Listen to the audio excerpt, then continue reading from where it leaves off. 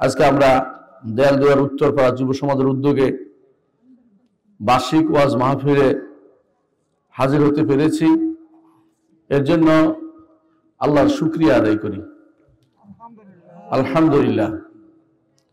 আমাদের পাশে বসে আছেন আমাদেরই একজন আলেম দ্বীন, তিনি একাই যথেষ্ট দেয়ালদুয়ারের জন্য। আমরা শুধু এসেছি মেহমান হিসাবে, আমরা তাকে সম্মান করি। আমাদের মুরব্বী আগে থেকে তিনি এখানে আছেন। আজকে আমি যে বিষয়টা আলোচনা করতে চাচ্ছি, একটা আয়াত তিলাওয়াত করেছি। এই আয়াতটি সবাই আপনারা জানেন। আয়াতটি হচ্ছে সূরা বাইয়িনার শেষ আয়াত। আল্লাহ তাআলা বলছেন, ইন্নাল্লাযীনা আমানু ওয়া আমিলুস সালিহাতি উলাইকা হুম খায়রুল বারিয়া। দুনিয়াতে কারা শ্রেষ্ঠ? সৃষ্টির সেরা কারা? সৃষ্টির মধ্যে তারাই সেরা যারা ঈমান এনেছে এবং আমল সালেহ করেছে। ঈমান এনেছে এবং নেক আমল করেছে, এদের পুরস্কার আল্লাহ বলে দিয়েছেন, জাযাউহুম ইনদা রাব্বিহিম। তাদের পুরস্কার তাদের রবের কাছে, আল্লাহর কাছে। দুনিয়াতে তারা অনেক সময় পুরস্কার পাবে না, অনেক সময় কেউ তাদেরকে মূল্যায়ন করবে না, অনেক সময় কেউ তাদেরকে জিজ্ঞাসাও করবে না। মুহাম্মদ রাসূলুল্লাহ সাল্লাল্লাহু আলাইহি ওয়াসাল্লাম একটা হাদিসে বলেছেন যে কোন কোন লোক মানুষের দরবারে দাঁড়ালে মানুষ তাকে সম্মান দিবে না, এমনকি বিয়ে শাদীর জন্য গেলেও বিয়ে শাদী দিবে না, কিন্তু আল্লাহর কাছে তার সম্মান অপরিসীম। এমনকি সে এমন যে কোনো কিছু দুনিয়াতে চায় না। তাকে যদি বলা হয় যে মাঝখানে যুদ্ধ করো, মাঝখানে যুদ্ধ করে, পিছনে থাকতে বলে পিছনে থাকে, বলে যেখানে তাকে থাকতে বলে সেখানে সে থাকে। অর্থাৎ তার মূল্যায়ন সে আল্লাহর কাছে শুধুমাত্র চায়, মানুষের কাছে কোনো মূল্যায়ন চায় না। এদের পুরস্কার জাযাউহুম ইনদা রাব্বিহিম, তাদের রবের কাছে পুরস্কার কি হয়েছে? জান্নাতু আদন, এমন জান্নাত যে জান্নাত স্থায়ী জান্নাত, নেয়ামতপূর্ণ জান্নাত। জান্নাতুল আদন, জান্নাতুন নাঈম, জান্নাতুল ফিরদাউস। জান্নাতগুলো একটা দুইটা জান্নাত না, অনেকগুলো জান্নাত আল্লাহ দিবেন। তাজরি মিন তাহতিহাল আনহার, যে জান্নাতের নিচ দিয়ে নহর সমূহ প্রবাহিত। খালিদিনা ফিহা আবাদা, সেখানে তারা চিরস্থায়ী হবে, কোথাও যাওয়ার চিন্তা করবে না। লা ইয়াবগুনা আনহা হিওয়ালা, একবার যে জান্নাতে যাবে এর চেয়ে উত্তম কিছু সে চিন্তা করতে পারবে না। তার কাছে মনে হবে এটা সবচেয়ে বড় জিনিস, এর চেয়ে উত্তম আর কি হতে পারে। এই জন্য আল্লাহ বলছেন লা ইয়াবগুনা আনহা হিওয়ালা, এর চেয়ে উত্তম কিছু কোন দিকে যাওয়ার চিন্তা সে করবে না। আমাকে আরেকখানে পাঠান, আরেকখানে পাঠান, এরকম না। দুনিয়ার বুকে আপনি কোন জায়গাতে 1 মাস থাকলে বলবেন যে বোর হয়ে গেছি, আরেক জায়গায় যাই, একটু আমার আর কষ্ট লাগতেছে, অন্য জায়গা যাইতে পারলে ভালো লাগবে। কিন্তু জান্নাতে যদি যান, জান্নাতে গেলে কোনোদিন বোর হবেন না। সেখানে নতুন নতুন কিছু আল্লাহ তাআলা প্রতিদিন আল্লাহ তাআলা আপনার জন্য সাজিয়ে দিবেন প্রতিদিন। এমনকি আপনি জান্নাতের বাজারে যাবেন, রাসূলুল্লাহ সাল্লাল্লাহু আলাইহি ওয়াসাল্লাম বলেছেন বাজারে যাবেন, বাজারে গিয়ে সেখান থেকে আসার পরে আপনার স্ত্রীরা বলবে যে তোমরা তো অনেক সুন্দর হয়ে গেছো। আপনি তখন তাদের দিকে তাকিয়ে বলবেন যে তোমরা তো অনেক সুন্দর হয়ে গেছো। সুবহানাল্লাহ। ফিহা মা লা আইনুন রাআত ওয়ালা উযুনুন সামিআত ওয়ালা খাতারা আলা কলবি বাশার, জান্নাতে যেটা কোনো কান কোনোদিন শুনেনি, চোখ কোনোদিন দেখেনি এবং অন্তর কোনো উদিত হয়নি, তা আপনি পাবেন। জান্নাতের নেয়ামত সময় এত বেশি, এত সুন্দর হবে যে আল্লাহ তাআলা যখন বলবেন জান্নাতে, ইয়া আহলাল জান্নাতি হাল আযীদুকুম, হে জান্নাতীরা কিছু বাড়িয়ে দিব কিনা, আরো বাড়িয়ে দিব কিনা, আপনার তখন আসবে যে আর কি বাড়াই দিবে, আমি তো আর কিছু মাথায় আসতেছে না, কি বাড়াবে, কোন জিনিস অভাব আছে। আপনার যদি মনে হয় যে নদীটা আমার পাশ দিয়ে যাক, নদী আপনার পাশ দিয়ে চলে যাবে। আল্লাহ বলছেন ইউফাজ্জিরুনাহা তাফজীরা, যেভাবে ইচ্ছা সেভাবে নাহারগুলিকে তারা ঘুরে নিবে। আমার বাড়ির সামনে দিয়ে যাও, আপনার বাড়ির সামনে দিয়ে যাবে, এই দিক দিয়ে যাও, ওই দিক দিয়ে যাবে। আমার দোস্তের কাছ দিয়ে যাও, দোস্তের কাছ দিয়ে যাবে। মানে আপনি যেমনি ইচ্ছে সেভাবে ঘুরেতে পারবেন। জান্নাতের এই নেয়ামত কোনোদিন কি বন্ধ হবে? খালিদিনা ফিহা, চিরস্থায়ী হবে। আবাদান, খালিদিনের পর আর আবাদান বলেছেন, শুধু স্থায়ী নয়, চিরস্থায়ী হবে। রাদিয়াল্লাহু আনহুম ওয়া রাদু আনহু, আর একটা অতিরিক্ত জিনিস পাবেন, আল্লাহর সন্তুষ্টি। রাসূলুল্লাহ সাল্লাল্লাহু আলাইহি সাল্লাম বলেছেন, জান্নাতে যারা যাবে তাদেরকে আল্লাহ তাআলা বলবেন, ডেকে বলবেন, তোমাদের কি কোনো চাওয়া আছে? বলে যে না, আমাদের আর কি চাইতে পারি? আলাম তুবাইয়িদু উজুহানা, আপনি কি আমাদেরকে চেহারা সুন্দর করে দেননি? সুন্দর চেহারা করে দিয়েছেন। দুনিয়াতে একজনে আমার মতো বাঁকা টাকা নাক বিশিষ্ট, কারো মতো কালো, আমার মতো বাঁকা, এরকম মানুষ যদি থাকে, এগুলি সেখানে আর অসুন্দর থাকবে না। স্ত্রীদের আর সেদিন আর কোনো অভিযোগ থাকবে না স্বামীদের উপরে, স্বামীদের কোনো অভিযোগ থাকবে না স্ত্রীদের উপরে। সবাই তখন নেতা হবে, প্রত্যেকে রাজা। জান্নাতে কেউ কোনোদিন আর নেতৃত্ব করার সুযোগ করবে না, সুযোগ খুঁজবে না। সবাই বলবে সেও রাজা। কত বড় রাজত্বের রাজা বলতে পারবেন? 10টা পৃথিবী, পৃথিবীর মতো 10টা। আপনি কোথায় যাবেন? এক একটা গাছের নিচে আপনি 100 বছর সফর করবেন, ছায়াতে শেষ হবে না। এই জান্নাতে যেতে কে না চায়? কে না চাইবে? আল্লাহ তাআলা ডেকে বলবেন যে তোমরা কি আর কিছু চাই? বলে যে ইয়া রাব্বা আলাম তুবাইয়িদু উজুহানা, চেহারা সুন্দর করে দিয়েছেন, জান্নাতে প্রবেশ করিয়েছেন, জাহান্নাম থেকে বাঁচিয়ে দিয়েছেন, আর কি চাই? আল্লাহ তাআলা বলেন আমার কাছে বাড়তি আছে। সেই বাড়তিটা হয়তো আল্লাহ তাআলা তার চেহারা খুলে দিবেন, চেহারার দিকে এক নজর তাকিয়ে দেখব, এবং সেটা হবে সবচেয়ে বড় নেয়ামত। আলহামদুলিল্লাহ, সবচেয়ে বড় নেয়ামত। এই জন্য দুনিয়াতে আল্লাহকে চেনা হচ্ছে বড় নেয়ামত, আখিরাতে আল্লাহকে দেখা হচ্ছে বড় নেয়ামত। আল্লাহকে চেনা, আখিরাতে আল্লাহকে দেখা। যে আল্লাহ আমাদেরকে এখন কাউকে দেখা দেননি, দুনিয়ায় কেউ আল্লাহকে দেখতে পারবে না। মুহাম্মদুর রাসূলুল্লাহ সাল্লাল্লাহু আলাইহি ওয়াসাল্লাম বলেছেন, ইন্নাকুম লান তারা রাব্বাকুম হাত্তা তামুতু, যতক্ষণ না মারা যাচ্ছ তোমাদের রবকে দেখতে পাবে না। এই জন্য মুহাম্মদুর রাসূলুল্লাহ সাল্লাল্লাহু আলাইহি ওয়াসাল্লাম মেরাজের রাত্রিতে আল্লাহকে দেখতে পান নাই, তিনি নূর দেখেছেন। তিনি নিজেকে গোপন রেখেছেন। কেন? কারণ তিনি এই নেয়ামত জান্নাতীদের দিবেন, আর কাউকে দিবেন না। জান্নাতীদের যেটা দিবেন তিনি দুনিয়াতে সবাইকে দিবেন না। জান্নাতে গেলে সর্বোচ্চ নেয়ামতটি দিবেন। দুনিয়ার বুকে আপনারা জানেন যে যেটা সবচেয়ে মূল্যবান, সব শেষে খোলা হয়, এটা খোলামেলা রাখে না। লোহা রাস্তার মধ্যে রেখে দেয়, সোনা রাস্তার মধ্যে কেউ রেখে দেয় না, কারণ মনে করে এটা খুব দামি জিনিস। আল্লাহ তাআলা তার দেখা দিবেন আমাদেরকে যখন জান্নাতে যেতে পারবো।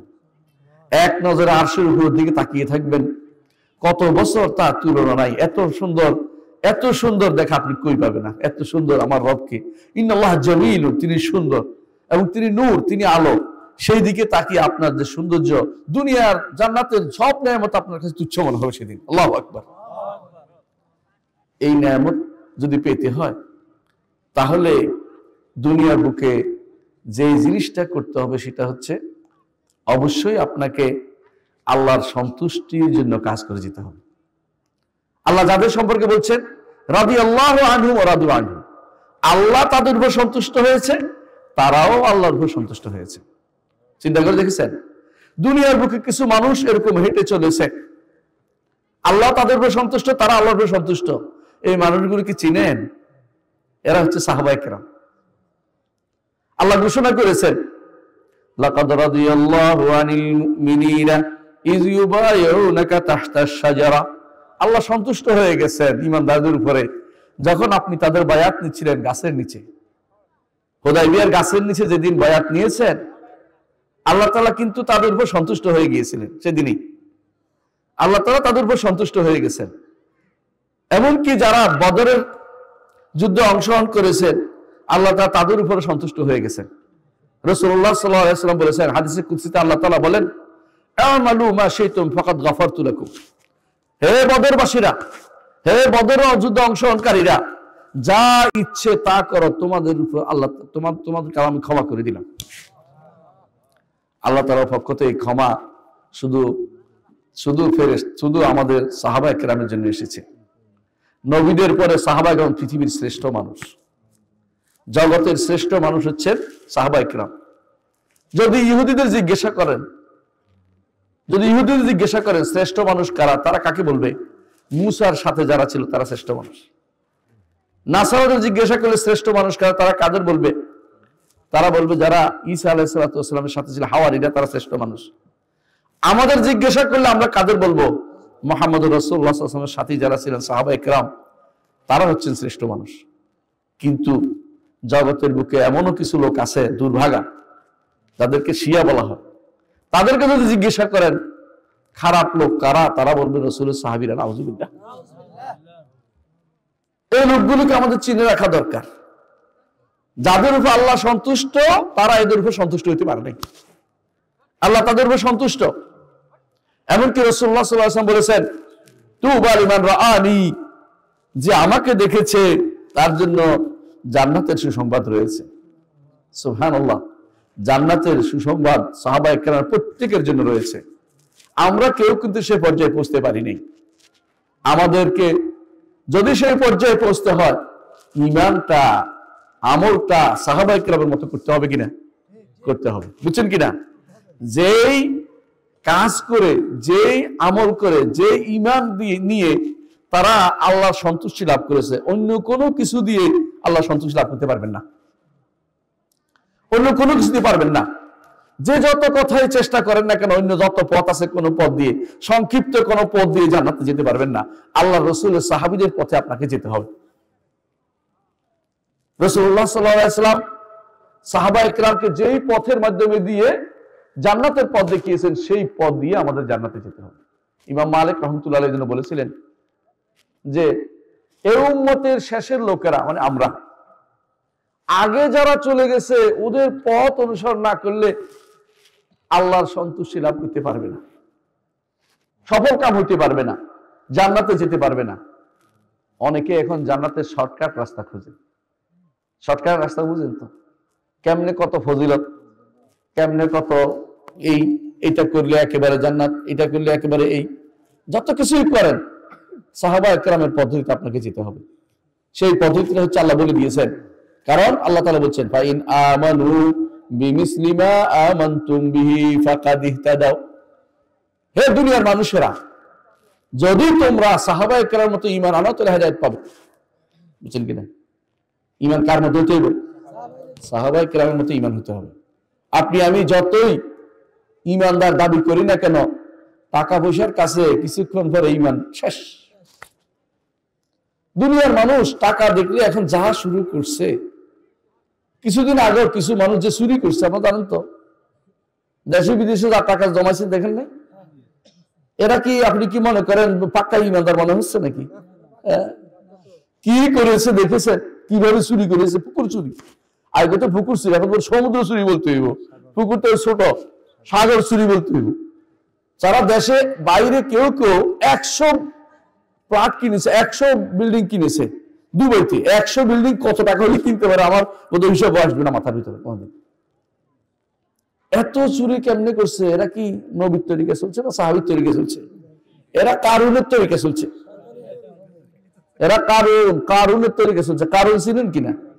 ইন্না কারুনা কানা মিন কওমি মূসা ফাবাগা আলাইহিম ওয়া আতাইনাহু মিনাল কুনুজি মা ইন্না মাফাতিহাহু লাতানু বিল উসবাতি উলিল কুওয়া।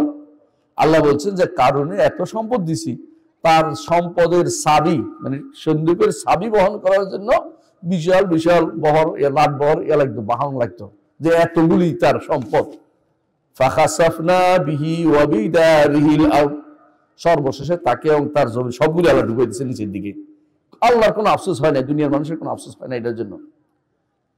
কারণ তারা জালেম ছিল, এবং তারা ছিল দুনিয়াতে মানুষের উপর জুলুমকারী, আল্লাহর হক আদায় করে নাই, হারাম টাকা রোজগার করেছে। আজও ভাইরা, আজও একটা জিনিস আমরা দেখতে পাই, টাকা যখন সামনে আসে ইসলাম তখন অনেক সময় পিছনে পড়ে যায়। ইমান অনেকের থেকে দূরে সরে যায়। এই জন্য ইমানটা শিখতে হবে, ইমানটাকে জানতে হবে। যে ইমানের কারণে আম্মার ইবনে ইয়াসির এর মা এবং বাবা দুজনকে শহীদ হতে হয়েছে। সুমাইয়া রাদিয়াল্লাহু আনহা তাকে শহীদ করে দেওয়া হয়েছে শুধু ইমানের কারণে, আর কোনো কারণ নাই, আর কোনো কারণ নাই। নবী ইয়াসির রাদিয়াল্লাহু আনহু তাকে শহীদ করে দিয়েছে ইমানের কারণে, আর কোনো কারণ নাই। বেলাল রাদিয়াল্লাহু আনহুকে মরুভূমির বালুতে টানা হয়েছে, আর কোনো কারণ নাই, একমাত্র ইমান। রাসূলকে মদিনা থেকে হিজরত করতে হয়েছে, রাসূলের শরীরের উপর নাড়িভুড়ি তুলে দেওয়া হয়েছে, 3টা বছর জেলখানায় আটকে রাখা হয়েছে, বিনা দোষে জেল খাটছেন মুহাম্মদুর রাসূলুল্লাহ সাল্লাল্লাহু আলাইহি ওয়াসাল্লাম। ওই জেলখানা শুনছেন শিহাবে আবি তালেব বলে। আপনারা যারা মক্কা গেছেন তাকে দেখবেন আবু জাহেলের যেখানে বাথরুম বলে এই কোনার দিকে একটা পাহাড় আছে, পাহাড়ের এই পাশে যে জায়গাটা ওটা হলো শিহাবে আবি তালেব বলে। 2 পাহাড়ের মাঝখানে ওরা কি করছে, ওদেরকে বন্দী করে রাখছে বনি হাশিমকে, একমাত্র রাসূলের কারণে। রাসূল কিসের দিকে ডাকছে? একমাত্র ইমানের দিকে, আর কোনো কাজ নাই। ইমান আনো। মক্কাতে প্রথম 10টা বছর সালাত ফরজ হয়েছিল না, যাকাত তবে মদিনায়, সওম মদিনায়, হজ মদিনায়।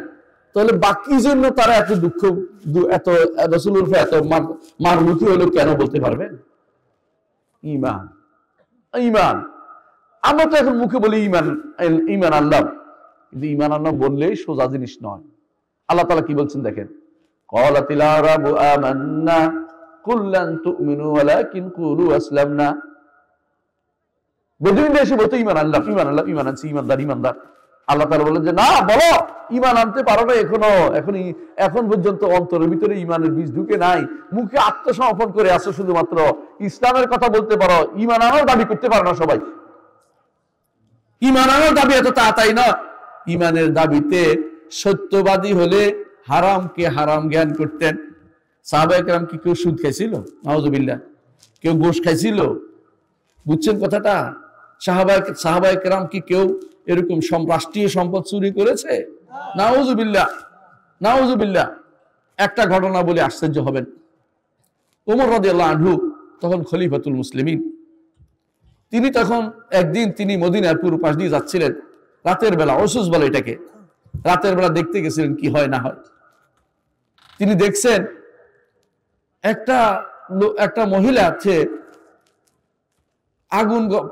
পানি গরম করতেছে, আর চারপাশে বাচ্চারা কান্নাকাটি করতেছে। আর মহিলা বলতেছে ওমর কি আমাদের দেখে না? তো ওমর রাদিয়াল্লাহু আনহু তার দাসকে বললেন যে একে কি হয়েছে খোঁজ নাও তো একটু, আমি দেখি কি ঘটনাটা কি। কি হয়েছে তোমার? বলে যে ওমর আমাদের দেখে না, আমাদের খেয়ে না খেয়ে মারা যাচ্ছি, আমার বাচ্চারা এই অবস্থা। কি হয়েছে তোমার? এটার ভিতরে কি আছে? বলে শুধু পানি, কিছু নেই, বাচ্চাদেরকে শুধু পানি দিয়ে আমি সান্ত্বনা দিচ্ছি যে এখন কিছু একটা হবে, মনে করে উত্তরাচ্ছে কিছু একটা বের হবে আর কি।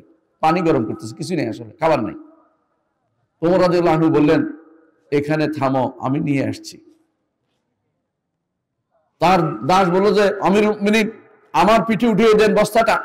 তিনি যে বস্তা উঠে দেখে নিজে কাঁধে উঠাতে গেলেন, বলে যে না, আমি নিজে উঠাবো, কারণ এটা আমার দায়িত্ব, আর মানুষের দায়িত্ব আমি নিয়েছি। নিজে কাঁধে উঠিয়ে আনছেন। সেখানে এসে আগুন জ্বালিয়ে ফু দিয়ে, তখনকার আগুন এরকম এত সহজ ছিল না, গ্যাস ছিল না, ফু দিয়ে আগুন ধরে রান্না বান্না করে রুটি খাওয়াইয়া তখন বাচ্চাদের মুখে হাসি দেখে তিনি চলে আসছিলেন। ওই মহিলা বলছিল তখন যে ওমর যদি ওমরের বদলে আপনি খলিফা হওয়া বেশি দরকার ছিল। তিনি তো চিনেন না এটা ওমর। এ হচ্ছে দাবি, এ হচ্ছে দায়িত্ব। ইমানের দাবিতে যুক্ত হয়ে থাকে তো একজন মানুষ তার দায়িত্ব আদায় করে এবং চিন্তা করে যে আল্লাহর কাছে আমাকে জবাবদিহি করতে হবে। ওমর রাদিয়াল্লাহু আনহু সেজন্য বলেছিলেন যদি ফোরাতের তীরে কোন একটা ছাগল না খেয়ে মরে, আমার আশঙ্কা হয় আল্লাহ আমাকে জিজ্ঞাসা করবেন এর জন্য। তারা শুধু ইমানের বলে বলিয়ান জান্নাতের সুসংবাদ এমনি পায় নাই। জান্নাতের সুসংবাদ পাওয়ার কারণ আছে। আল্লাহ তাদের অন্তর জেনে নিয়েছেন, আল্লাহ তাদের অন্তর জেনে নিয়েছেন। যারা কেমন কি হবে, তারা কি করবে, তারা ভালো করে আল্লাহ জানেন, আগে থেকেই জানেন। এই জন্য জান্নাতের সুসংবাদ আল্লাহ তাআলা তাদেরকে দিয়েছেন। সেই পথের প্রতীক হতে হবে প্রত্যেকটি মানুষকে। ঈমানটা সেরকম করতে হবে। আমাদের অনেকে ঈমান শব্দের অর্থ ঠিক মতো জানি না, ঈমান কিভাবে হয় সেটা জানি না। আজকের আমি লম্বা ওয়াজ করবো না, আমি শুধু অল্প কিছু জিনিস জানাবো ঈমান সম্পর্কে। ঈমান কিভাবে হয়? ঈমান যদি না হয় আপনার কোনো মূল্য নেই, জান্নাতে কোনোদিন যেতে পারবেন না। ঈমান শব্দের অর্থ কি? ঈমান শব্দের অর্থ বিশ্বাস, আসলে ঠিক নয়। ঈমান শব্দের অর্থ হচ্ছে স্বীকৃতি প্রদান করা। এই জন্য আমাদের দেশে ঈমান অর্থ বিশ্বাস হওয়ার কারণে অনেক মানুষ তো আমার বিশ্বাস ঠিক আছে, আমার ঈমান ঠিক আছে, নামাজও পড়ে না, যাকাত দেয় না, হজ করে না, হারাম হালাল বরবাদ করে দিচ্ছে, তবে আমার বিশ্বাস ঠিক আছে। এরপর যদি বলে বিশ্বাস কোনটা করতে হবে, দেখবেন যে আরো বিপদে পড়ছে। ঈমান আনতে হলে আল্লাহ তাআলাকে রব মানতে হবে। আল্লাহ কি মানতে হবে? রব মানতে হবে। ঈমান আনতে হলে আল্লাহকে আপনার একমাত্র আল্লাহর ইবাদত করতে হবে। ঈমান আনতে হলে আল্লাহর নাম ও গুণের স্বীকৃতি দিয়ে আল্লাহকে ডাকতে হবে। কয়টা জিনিস বলছি? তিনটা। এই তিনটে জিনিস যতক্ষণ পূর্ণ না হবে আপনি ঈমানদার হতে পারবেন না। অনেকে আছে গান গায়, আল্লাহ আমার রব, তিনি আমার সব, যত রকমের, এটা তো যথেষ্ট না। আল্লাহকে রব কাফেররা মানত, আল্লাহকে কাফেররা রব মানত। সমস্যা হচ্ছে একমাত্র আল্লাহর ইবাদত করতো না। কাফেরদের সমস্যা হচ্ছে একমাত্র আল্লাহর ইবাদত করতো না, আল্লাহর ইবাদত করতো, আশেপাশে একটু একটু এদিক সেদিক তাকাইতো। কি ওলি আল্লাহদের অবস্থাও কি খারাপ নাকি? ওরা আমার জন্য সুপারিশ করবে একটু, হ্যাঁ, শাহজালাল শাহপরান আমার জন্য কিছু একটা করতে তো পারবে। তারা যে ইসলাম নিয়ে এসেছে ইত্যাদি ইত্যাদি বক্তৃতা দিয়ে তাদের পক্ষে একটা মাঠ গরম করে ফেলবে। কিন্তু যদি কেউ এরকম মনে করে, তার কিন্তু ঈমান নাই। ঈমান আবার চলে যায়। একবার ঈমান হলেও আপনার তিনটা জিনিস ঠিক হয়েছে। আল্লাহকে রব মানছেন, তিনি আপনার স্রষ্টা, তিনি আপনার মালিক, তিনি আপনার পরিচালক, তিনি আইনদাতা, বিধানদাতা, সব মানছেন। এরপরে বলছেন যে তার নাম গুণে স্বীকৃতি দিয়ে, তার নাম দিয়ে তারা ডাকি, তার গুণ দিয়ে তাকে ডাকি, সবকিছু আপনি স্বীকৃতি দিলেন। এরপরে একমাত্র তারই ইবাদত করলেন। কিন্তু আল্লাহর কোন বিধানকে ঘৃণা করছেন, ঈমান থাকবে? ছোট্ট একটা বিধান ধরেন, দাড়ি, কোন দাড়িওয়ালাকে অপমান করছেন তার দাড়ির কারণে, তাহলে কি হবে? ঈমান চলে যাবে। ঈমান চলে যাবে। ঘৃণা করার কারণে ঈমান চলে যায়, ঠাট্টা করার কারণে ঈমান চলে যায়। অনেক সময় মানুষ ঈমানের বিষয় নিয়ে ঠাট্টা করে। ঈমানের বিষয় নিয়ে ঠাট্টা করলে কি হবে? ঈমান চলে যাবে। কথা বুঝছেন কিনা? সামান্য জিনিস আপনার কাছে সামান্য হতে পারে, আল্লাহর কাছে এটা অনেক বড়। তাহসাবুনাহু হায়্যানান ওয়া হুয়া ইনদাল্লাহি আযীম। তোমরা মনে করছো এটা হালকা, কিন্তু আল্লাহর কাছে এটা অনেক বড়। এজন্য কেউ যদি কোনো দুনিয়ার বুকে ঈমানের কোনো বিষয় যদি সামান্যতম তার সন্দেহ আসে, তারও ঈমান শেষ। বুঝেন কিনা? যদি মনে করেন কবরের কি আসলে শাস্তি আছে কিনা, ঈমান থাকবে? ঈমান থাকবে না। যদি মনে করে কেউ যে হাসরের মাঠে ফুলসিরাত কি আসলে পার হইতে হবে কিনা, ঈমান থাকবে? থাকবে না। হাসরের মাঠে উপস্থিতি নিয়ে কি যদি কোনো সন্দেহ করে, ঈমান থাকবে? থাকবে না। তাহলে ঈমানের বিষয়গুলো আগে জানতে হবে। ঈমানের 5টি বিষয় না 6টা বিষয়? 6টা বিষয়। ঈমানের 6টা বিষয়। এই 6টা বিষয়ের কোনো একটা বিষয় যদি কোনো এক ব্যক্তি সন্দেহ করলো, অথবা অপমান কথা বললো, অথবা ঘৃণা করলো, অথবা মানতে পারি কিনা সন্দেহ দুর্লমান থাকলো, ওই ব্যক্তি ঈমানদার হতে পারে নাই। যদি মনে করেন যে আখিরাত, অনেকে আছে এরকম মনে করে কি আখিরাত পাইতেও পারি, না পাইলে অসুবিধা নাই, সে ব্যক্তি ঈমানদার না। সে ব্যক্তি ঈমানদার না। বলতে হবে যে আমি মরার পরেই প্রশ্নের উত্তর দিতে হবে। সেই প্রশ্নগুলি কি? মার রব্বুকা ওমা দীনুকা ওমা নবিয়ুকা। তোমার রবকে, তোমার দ্বীনকে, তোমার নবীকে, 3 প্রশ্নের উত্তর রেডি রাখতে হবে। প্রিয় ভাইরা, আল্লাহকে যদি রব মানেন, তাহলে আল্লাহকে রব মেনে মৃত্যু পর্যন্ত থাকতে হবে। এটার নাম হচ্ছে ইস্তেকামত। কথা বুঝছেন কিনা? মানে আল্লাহকে ধরেন আপনি বললেন যে অজু করছি, কিন্তু অজু নষ্ট হওয়ার তো জানার দরকার নাই। যদি অজু করে অজু রাখতে হবে, নামাজ পর্যন্ত অজু রাখতে হয় না? ঠিক আল্লাহকে রব মানার পরে তিনি আমার রব, মৃত্যু পর্যন্ত তিনি আমার রব থাকবেন। দুনিয়ার কেউ আমার রব হইতে পারবে না। কোন রাজনৈতিক নেতা নয়, কোন ব্যক্তি নয়, কোনো কিছু নয়। আমার রব একমাত্র কে? আল্লাহ। তিনি যা দিবেন তা আমি নিব। তিনি যে বিধান দিয়েছেন বিধান আমি নিব। তিনি শরীয়ত দিয়েছেন শরীয়ত মেনে চলবো। তিনি যেই বিধান দিয়ে ও আবু বকর ওমর ওসমান আলী চালিয়েছেন, রাষ্ট্র চালিয়েছেন, সেই রাষ্ট্র আমি চালাবো। নতুন কোনো বিধান সেখানে আমদানি করব না। সেখানে কোনো গণতন্ত্রের দরকার নেই, সেখানে সমাজতন্ত্রের দরকার নেই, সেখানে কোনো প্রকার ও কি বলে সেকুলারিজমের দরকার নেই, সেগুলো কোনো ন্যাশনালিজমের দরকার নেই, দেশাত্মবোধের দরকার নেই, দেশাত্মবোধ ইজমের দরকার নেই। আমার দরকার ইসলাম, যেটা আমার নবী চালিয়েছেন, রাষ্ট্র যেটা দিয়ে মুহাম্মদুর রাসূলুল্লাহ সাল্লাল্লাহু আলাইহি ওয়াসাল্লাম সাহাবীরা খলিফারা যেটা দিয়ে চালিয়েছেন, সেটা দিয়ে আল্লাহর দ্বীন পরিচালনা করতে হবে। অন্য কোনো কিছু যদি কোনো আপনার মাথার ভিতরে আসে, তাহলে ঈমানে আপনার ত্রুটি এসে গেছে। এই জিনিসটা বুঝতে হবে প্রত্যেকটি মানুষের। আমার জীবনের প্রতিটা মুহূর্তে, ঘরে হোক, পরিবারে হোক, ব্যক্তি হোক, সমাজে হোক, রাষ্ট্রে হোক, সব জায়গাতে আমার ইসলামের প্রতিফলন চাই। আল্লাহর নবী সব জায়গায় আমার নবী থাকবেন, পথ প্রদর্শক থাকবেন। নবী আমাকে হেদায়েত দেখাবেন, পথ দেখিয়ে দিচ্ছেন, সেই পথে আমি থাকবো। নবী যে পথটি আমার যে রচনা করেছেন, এই পথটাই আমি চলবো, অন্য কোনো আমি চলবো না। অন্য কোনো পথে চললে আমি নবীকে রাসূল মানলাম না। রাসূলের কাজ কি? রাসূলের কাজ কি? আল্লাহ বলে দিয়েছেন, ওয়ামা আরসালনা মির রাসূলিন ইল্লা লিইউতা বিইজনিল্লাহ। যখনই আমি রাসূল প্রেরণ করি, তার উদ্দেশ্য হচ্ছে এটা, যেন রাসূলের উম্মতরা রাসূলকে দেখে দেখে চলে। কি বাইরে ঠিক বলছি কিনা? রাসূলকে দেখে যদি আপনি না চলেন, তাহলে বোঝা গেল আপনি রাসূলের উম্মত হইতে পারেন নাই। কারণ মুহাম্মদুর রাসূলুল্লাহ এইটা বললে 5টা জিনিস আসে, মনে থাকবে? বলে দিচ্ছি। মুহাম্মদুর রাসূলুল্লাহ সত্য হইতে হলে 5টা জিনিস লাগে। মানে আপনার মুখে তো মুহাম্মদুর রাসূলুল্লাহ বলেন না, আশহাদু আন্না মুহাম্মাদুর রাসূলুল্লাহ আমরা সবাই বলি না? বলি। এই 5টা জিনিস লাগবে। 1 নম্বর, রাসূল যা সংবাদ দিয়েছেন তা সত্য। রাসূল কি সংবাদ দিয়েছেন? রাসূল সংবাদ দিয়েছেন যে রাসূলের আগে অনেক নবী আসছে। রাসূল সংবাদ দিয়েছেন যে তিনি মেরাজে গেছেন। রাসূল সংবাদ দিয়েছেন যে কবরে আযাব হবে। রাসূল সংবাদ দিয়েছেন হাশরের মাঠে উঠতে হবে। রাসূল সংবাদ দিয়েছেন কিয়ামতের অনেক আলামত আছে। রাসূল সংবাদ দিয়েছেন আমাদেরকে যে আসমানের উপরে আল্লাহ তাআলা উপরে আছেন, এবং তিনি সংবাদ দিয়েছেন আসমানে ফেরেশতারা ভর্তি। তিনি সংবাদ দিয়েছেন বাইতুল মামুর আছে। আল্লাহ রাসূল যত সংবাদ দিয়েছেন, সমস্ত সংবাদ সত্য বলে বিশ্বাস করতে হবে। একটাও যদি কোনো আপনার মনে হয় এটা কেমনে কইলো, তাহলে সেটা কি এই ব্যক্তি ঈমানদার হতে পারবে না। বুঝছেন কিনা? রাসূলুল্লাহ সাল্লাল্লাহু আলাইহি ওয়াসাল্লাম বলেছেন, মাছির এক ডানায় রোগ, আরেক ডানায় আরোগ্য। কি বলছেন?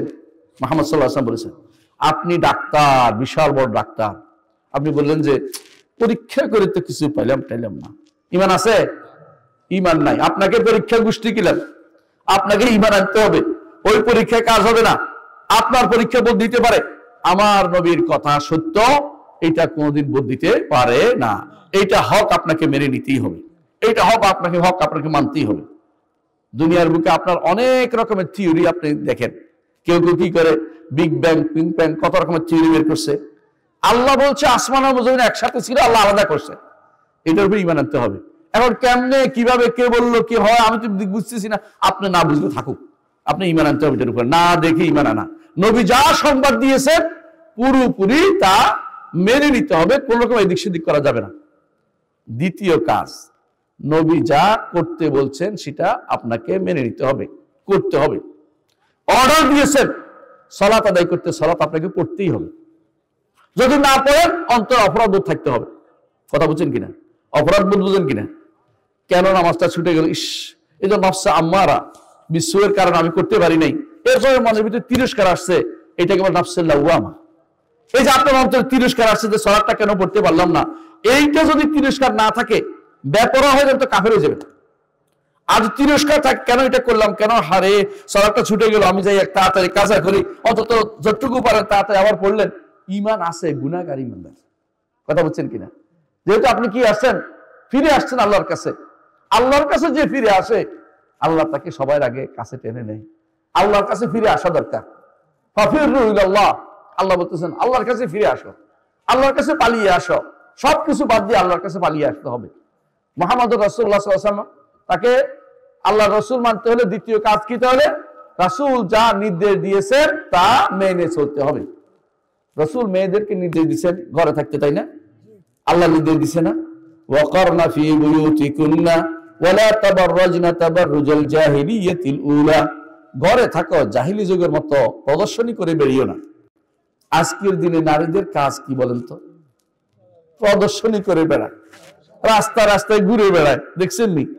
এটা কোনো ইমানদারের কাজ হতে পারে? এটা নারী কি ইমানের মধ্যে আছে বলে বলেন? তাকে যদি বলেন যে আমার নবী বলছে তোমাকে ঘরে থাকতে, সে কি এটা মেনে নিচ্ছে?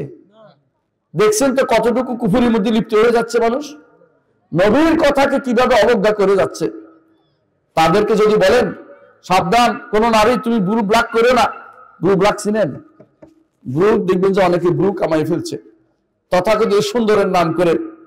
আপনি কি জানেন আমার নবী বলছে ব্লু ব্ল্যাক করা হারাম, নিষেধ করছে। এই নিষেধটা ছাড়তে হবে, যা নিষেধ করছে তা পরিত্যাগ করতে হবে। আল্লাহ তাআলা কোরআনে কারীমে যিনি বলেছেন ওয়ামা আতাকুমুর রাসূলু ফাখুযুহু ওয়ামা নাহাকুম আনহু ফান্তাহু, রাসূল যা দেয় তা গ্রহণ করো, যা থেকে নিষেধ করে তা পরিত্যাগ করো। রাসূল নিষেধ করেছে ব্লু ব্ল্যাক করতে, ব্লু ব্ল্যাক করব না। রাসূল নিষেধ করেছে ঘরের বাইরে প্রদর্শনী করে বেড়াতে না যেতে, যাব না। রাসূল বলেছে কোন নারী যদি কোনো পুরুষের সাথে একান্ত হয় শয়তান 3 নম্বর হয়, আমি সুতরাং কোনো পুরুষের সাথে একান্ত হব না, রাস্তাঘাটে হব না, কলেজে নয়, স্কুলে নয়, মাঠে নয়, আমি আমার ঘরকে সবার আগে স্থান দেব। রাসূল বলেছেন একজন নারীর সর্বোত্তম জায়গা হচ্ছে তার ঘরের একান্ত প্রকোষ্ঠ। একান্ত যে রুমটা আছে এটা তার, একটা মেয়ের যদি একান্ত একটা রুম থাকে, এইটা তার একান্ত সবচেয়ে উত্তম জায়গা হচ্ছে, আমার নবী বলেছেন। আমার নবী বলেছেন একজন নারী যখন ঘর থেকে বের হয় শয়তান তার দিকে উঁকি মেরে তাকায়। আমার নবী বলেছেন দুনিয়ার বুকে আমার উম্মতের জন্য বড় ফিতনা রেখে যাচ্ছি নারীকে। নারীরা ফিতনা দিয়ে আজ দুনিয়াটাকে বেতাল মতাল করে দিয়েছে। দুনিয়ার সব ফিতনা এখন নারীদের নিয়ে আছে। আপনি বিশ্বাস করেন এটা? ভালো করে তাকিয়ে দেখেন, নারী না থাকলে অনেকে টিভি চলে না, নারী না থাকলে অনেকে দেখবেন যে রাতের বেলা সারা রাত ধরে যে পর্নোগ্রাফি দেখে। এগুলি কেন দেখে? নারীর কারণে দেখে। অধিকাংশ যে হারামের মধ্যে ডুবে আছে এই নারীর কারণে। চোখ আনন্দ দেখার জন্য হারাম দেখতে চলে যায়, হারাম নিয়ে ঘরের ভিতরে ঘুমায়, হারামের দিকে তাকিয়ে থাকে সারা রাত ধরে। এই টিভির বিশাল পর্দার দিকে আপনি ঘরের মধ্যে রাখছেন, এটা দ্বারা হারাম ছাড়া কিছু ঘরে আসতেছে না। এটা বিক্রি করাও জায়েজ নাই, এটা ভেঙ্গে ফেলা ছাড়া কোনো উপায় নাই। এটা হচ্ছে শরীয়তের বিধান, কারণ বিক্রি করলে আরেকজন হারামটা দেখবে, এই জন্য আরেকজনকে হারামের সহযোগিতা করা জায়েজ নাই। আপনি এটা রাখতে পারেন না ঘরের মধ্যে। অধিকাংশ সন্তান আজ নষ্ট হয়ে গেছে এই টিভি স্ক্রিনের দিকে তাকিয়ে, মোবাইল স্ক্রিনের দিকে তাকিয়ে। আপনাদের অনেকেই দেখা যায় বাচ্চাদেরকে মোবাইল দেন খেলাধুলা করার জন্য, তাই না? খাওয়ানোর জন্য। ওই বুদ্ধি করবেন না দয়া করে। বাচ্চাদেরকে যদি মোবাইল দিতেই হয় তাহলে কিচ্ছু না, সেখানে যদি কোনো থাকে একেবারে যদি কোনো কোরআনের আওয়াজ শোনা যায় এর বাইরে আর কিছু দিবেন না, কারণ এইটা তাদেরকে এডিক্টেড করবে। এটা এত বেশি এটা প্রভাবিত হয়ে যাবে, এরপর দেখবেন যে তারা আর কোনো কিছু চলতেছে না। বাস্তব শিক্ষা হচ্ছে এইটা একটা রোগ, এখন রোগ। এবং কেউ যদি কোনো এই মোবাইল আসক্তি থেকে বাচ্চাদের মুক্ত করতে চান, দয়া করে এদের হাতে মোবাইল তুলে দিবেন না। যতই কান্নাকাটি করুক না কেন, তারা বুঝতে হবে তাদেরকে যে কিছু জিনিস বারণ আছে। আজ আমাদের সন্তানদেরকে আমরা অনেক কিছু থেকেই বাধা দেই না, এত বেশি পরিমাণ দরদ করি যে আমাদের সন্তানরা নষ্ট হয়ে যাচ্ছে। আমরা ছোটকালে দেখেছি, ছোটকালে ফজরের পর যে কোরআন তেলাওয়াত না করতাম, বাবা লাঠি দিয়ে পিটে দিতেন। আজ কয়জনে আপনার সব ফজর নামাজের পরে কোরআন পড়ান দেখি বলেন তো? কয়জন পড়েছেন? আচ্ছা, আজকে সকালে সন্তানকে কয়জনে বলছেন যে নামাজ কোরআন শরীফ পড়ো তো দেখি? বলছেন কেউ? কেউ বলেন না, একজনও দেখতে পাচ্ছি না। এর অর্থ হচ্ছে কেউ বলেন নাই। আপনার সন্তান আল্লাহর পক্ষ থেকে আপনার কাছে আমানত। যার একটা সন্তান হয় না সে বুঝে সন্তানের কি মূল্য। দুনিয়ার সমস্ত টাকা খরচ করে ডাক্তারের পিছনে, ওইখানে যায় যে এটা খাইলে হইব, এটা খাইলে ভালো হইব, এটা খাইলে আল্লাহ দিবে। মানুষের কাছে অন্য কাছে চাইলে তো শিরক হয়ে যাবে। আল্লাহর কাছে চায় কিন্তু কান্নাকাটি করে পায় না। আপনাকে আল্লাহ সন্তান দিয়েছে, এই সন্তানকে নষ্ট করবেন না। সন্তানদেরকেও বলবো মোবাইল দেখে তোমার জীবন নষ্ট করবে না। এই মোবাইল তোমাকে অনেক নিয়ামত থেকে মাহরুম করে দিয়েছে। এই মোবাইলের কারণে তুমি তোমার দাদাকে চেনো না, তোমার চাচাকে চেনো না, সারাদিন ধরে মোবাইলের মধ্যে বসে রয়েছো। কোনোদিন বাবা দাদাকে দেখতে যাও না, বাবাকে দেখতে যাও না, বাবার সাথে গল্প করো, দাদার সাথে গল্প করো, চাচার সাথে গল্প করো না, তাদের সাথে হাইটে ভদ্রতা শিখো না, অভদ্র হয়ে যাচ্ছে তুমি দিন দিন, কারণ তুমি মোবাইল এডিক্টেড। তোমার এখন এক জগৎ হয়ে গেছে আলাদা। এমন অবস্থা হয়েছে 3-4 জন বসে থাকে, সবাই ব্যস্ত, কেউ কার সাথে জিজ্ঞাসা করে নাম কি তিনি জিজ্ঞাসা করে না, এমন অবস্থা হয়ে গেছে মানুষের ভিতরে পরিস্থিতি বন্ধ হয়ে গেছে, বন্ধু বান্ধবের আকর্ষণ হয়ে গেছে। এখন কে কোনটা সিনেমা দেখছে, কোথায় হারাম জিনিস দেখছে, ওইটা নিয়ে আলোচনা হয়।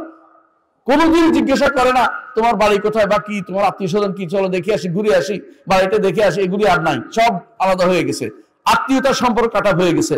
এগুলি সব কিন্তু এই কারণে হয়েছে যে আমার নবী যা নিষেধ করেছেন তা পরিত্যাগ করতে পারিনি। 3 নম্বর যে কাজটি আমরা বলেছি হচ্ছে নবী যা নিষেধ করেছেন তা পরিত্যাগ করতে হবে। 4 নম্বর যে কাজটি বলছি সেটা হচ্ছে নবী যে শরীয়ত দিয়েছেন অন্য কোনো শরীয়ত নেওয়া যাবে না।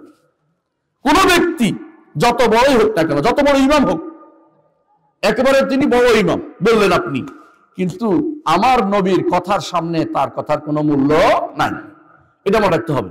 আমার নবীর কথার সামনে কারো কথার কোনো মূল্য চলতে পারে না। নবীর কথা নিতেই হবে, সবার কথা নেওয়া যাবে, ছাড়াও যাবে।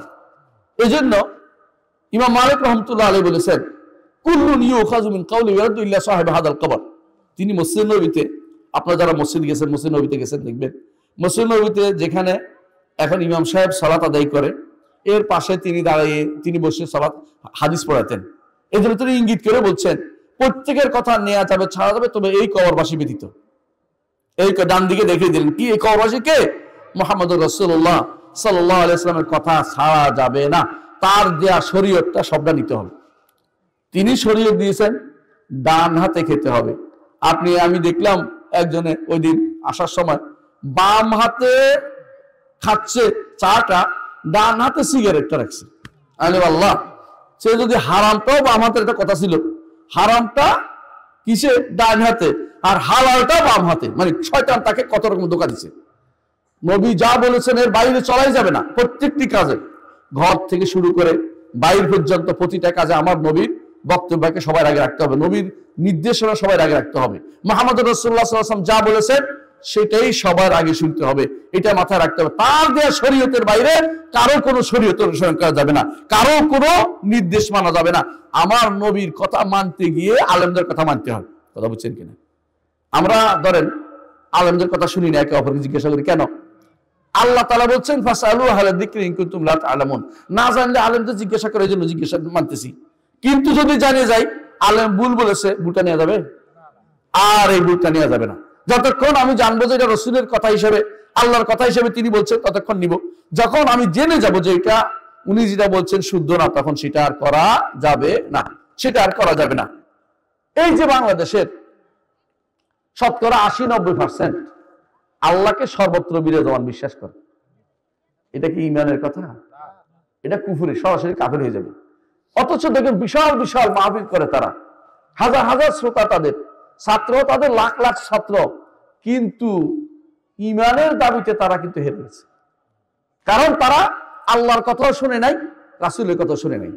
আচ্ছা বলেন তো, আল্লাহ বলে নাই ইন্না রাব্বাকুমুল্লাহুল্লাযী খালাকাস সামাওয়াতি ওয়াল আরদা ওয়া মা বাইনাহুমা ফি সিত্তাতি আইয়ামিন সুম্মা ইসতাওয়া আলাল আরশ? তোমাদের রব কে? আল্লাহ পরিচয় দিচ্ছেন। আল্লাহ তাআলা, আচ্ছা বলেন তো আল্লাহকে চিনতে চান না?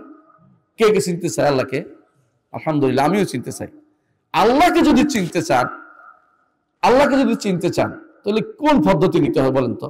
আচ্ছা আমি ধরেন আমি যদি কোনো দেয়াল দুয়ার চিনতে চাই, তাই না? তো দেয়াল দুয়ারে আসার জন্য আমি কি করছি? দেয়াল দুয়ারে এক বাড়িদার তারে নিয়ে আসছি, তাই না?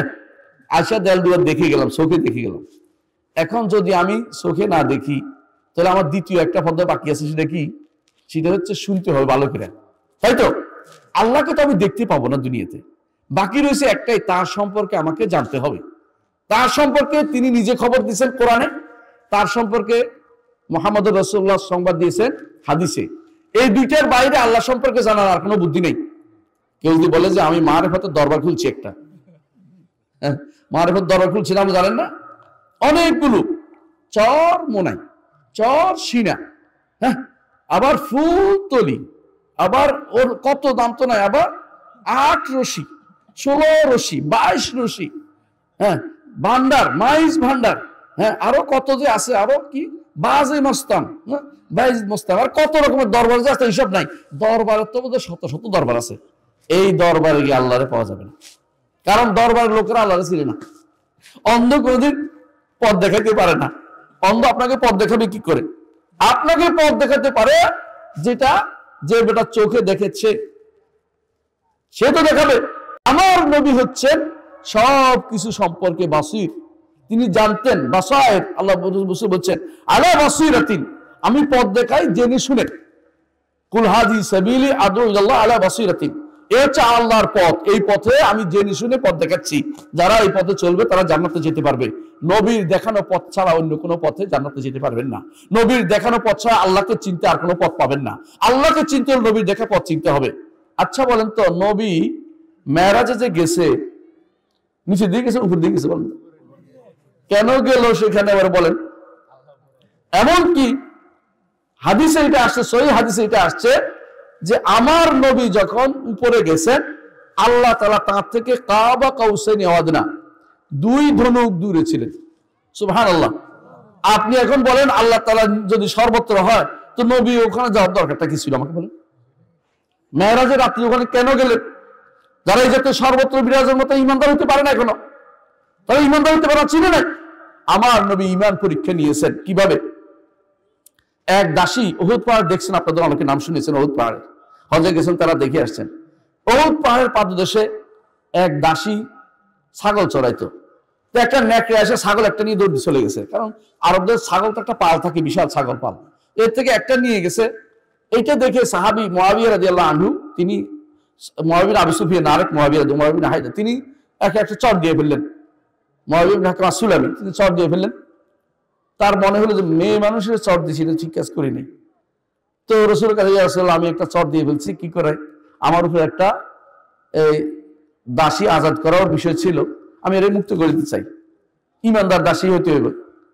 দেখে বললেন যে এই শোনো, ইমানদার কিনা আমি পরীক্ষা করি, দেখো।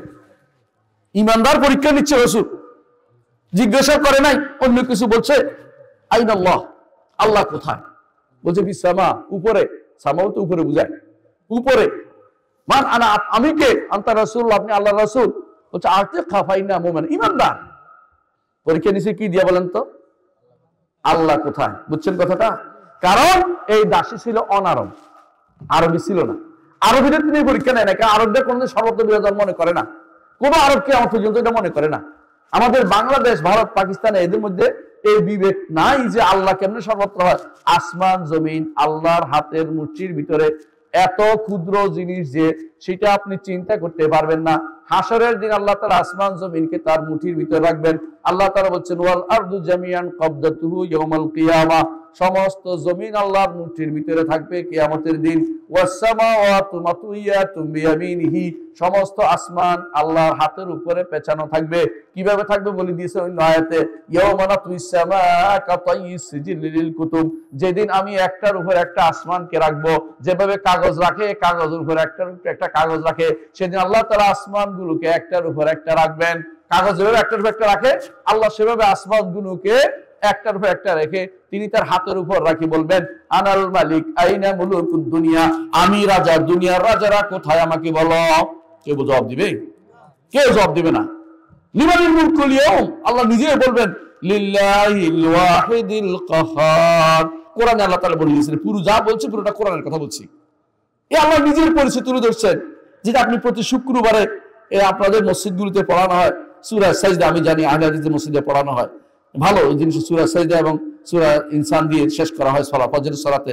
এটা কিন্তু খুবই গুরুত্বপূর্ণ। কেন? আল্লাহর পরিচয় তুলে ধরা হয়েছে। আল্লাহ তাআলা বলছেন ইন্না রাব্বাকুমুল্লাহুল্লাযী খালাকাস সামাওয়াতি ওয়াল আরদ, তোমাদের রব তো তিনি যিনি আসমান জমিন সৃষ্টি করেছেন। ওমা বাইনাহুমা, এর আসমান জমিন তিন, আর মাঝখানে যা সব সৃষ্টি করেছেন। এর মাঝখানে কি আছে? আসমান জমিন মাঝখানে কি আছে? চাঁদ কোথায়? সূর্য আসমান জমিনের মাঝখানে, আসমান জমিনের মাঝখানে। এগুলি এই গ্রহ নক্ষত্র আবিষ্কার হচ্ছে না, এগুলি আসমান এবং জমিনের মাঝখানে।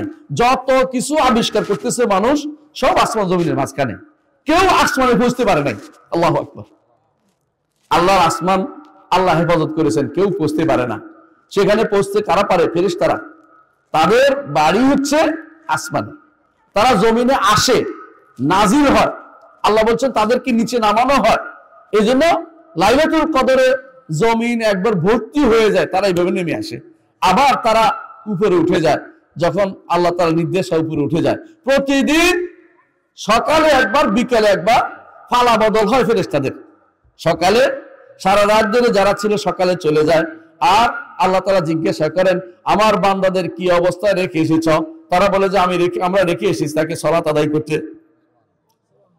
আবার যখন বিকেলে যায় তখন তাদেরকে কি অবস্থা আমার বান্দাদের রেখে এসেছে আল্লাহ জানেন, হাদিসে বলছে আল্লাহ আলাম। তারপর তিনি গর্ব করতে চান না বান্দাদের নিয়ে, ইমানদারদের নিয়ে, আমার বান্দাদের কি অবস্থায় রেখে এসেছ? তারা বলে যে তাদেরকে রেখে এসেছি, আসরের নামাজ শেষ করেছে এই অবস্থায় রেখে এসেছি। আল্লাহ তাআলা বলেন উশহিদুকুম আন্নী কদ গফারতু লাহুম, আমি তোমাদেরকে সাক্ষী রেখে বলছি আমি তোমাদেরকে ক্ষমা করে দিলাম। আমি তোমাদেরকে সাক্ষী জানিয়ে যাচ্ছি আমি তাদেরকে ক্ষমা করে দিলাম। তোমার কাকে সাক্ষী বানাচ্ছে? ফেরেশতাদেরকে সাক্ষী রেখে বলছে এদেরকে ক্ষমা করে দিলাম। সুবহানাল্লাহ।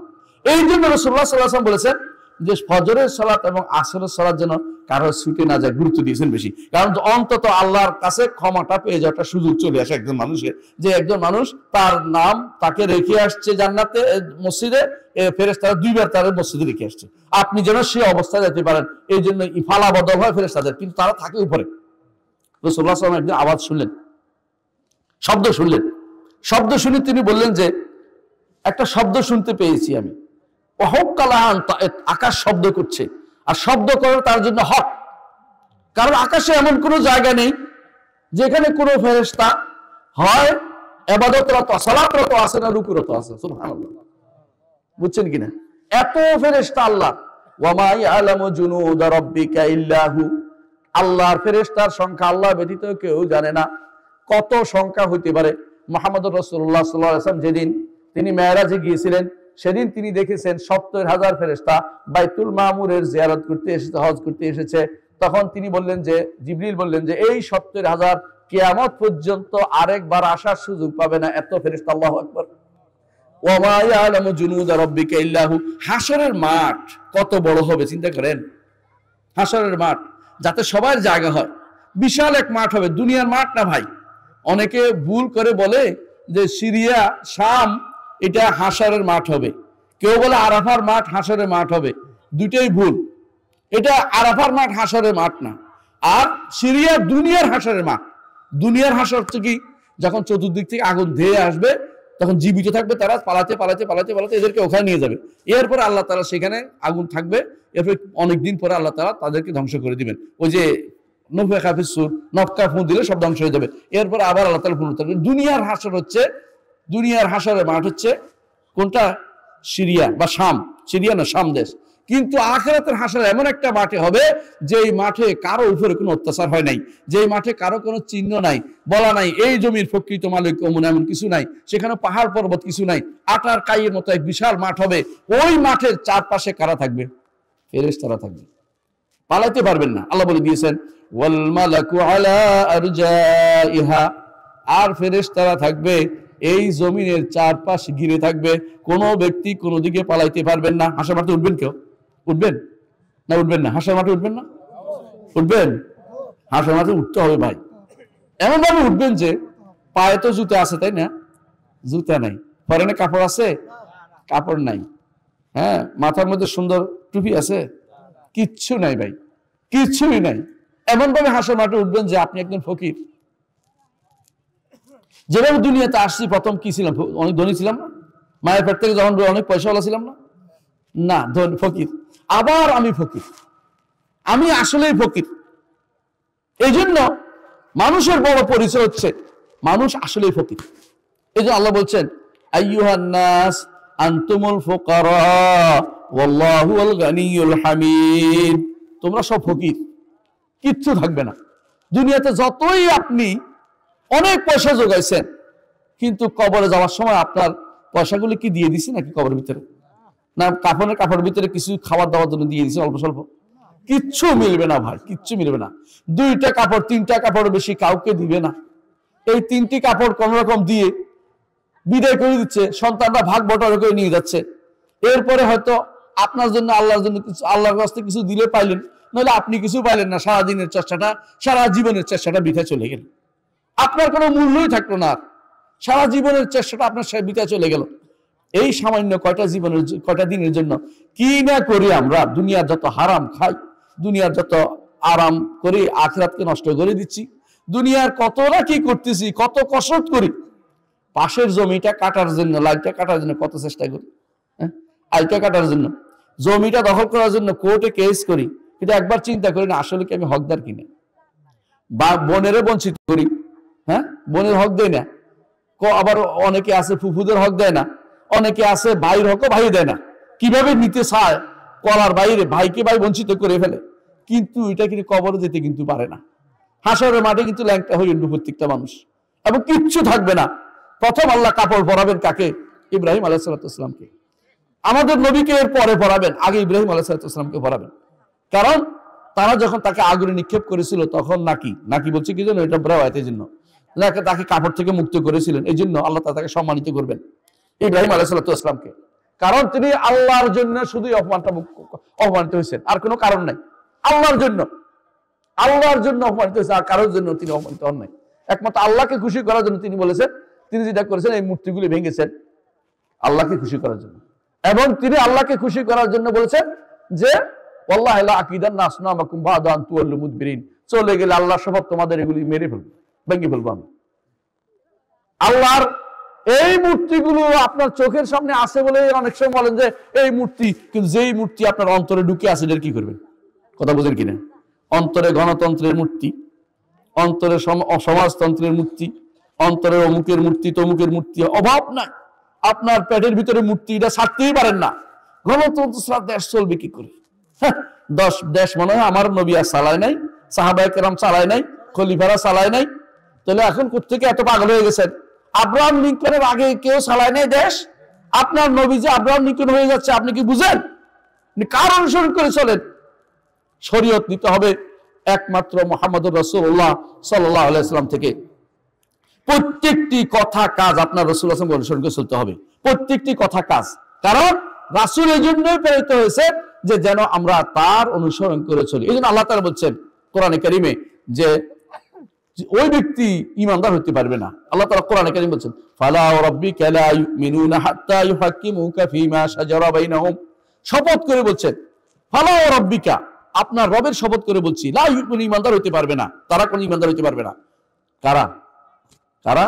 যারা এরপর আসতেছে হাত্তা ইউহাক্কিমুকা ফীমা শাজারা বাইনাহুম, তাদের মধ্যে যে কোনো সমস্যা হবে, এই সমস্যা সমাধানের জন্য আপনার কাছে বিচারের জন্য না আসবে। কথা বলছেন কিনা?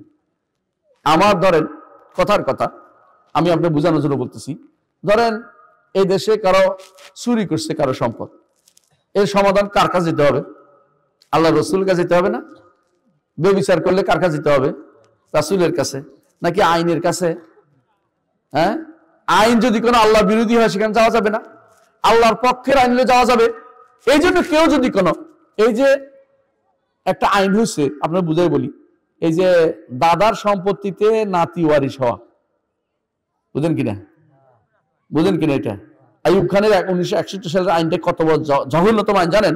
দাদার সম্পত্তিতে ছেলে যদি জীবিত থাকে নাতিরা ওয়ারিশ হয় না, এটা নিয়ম।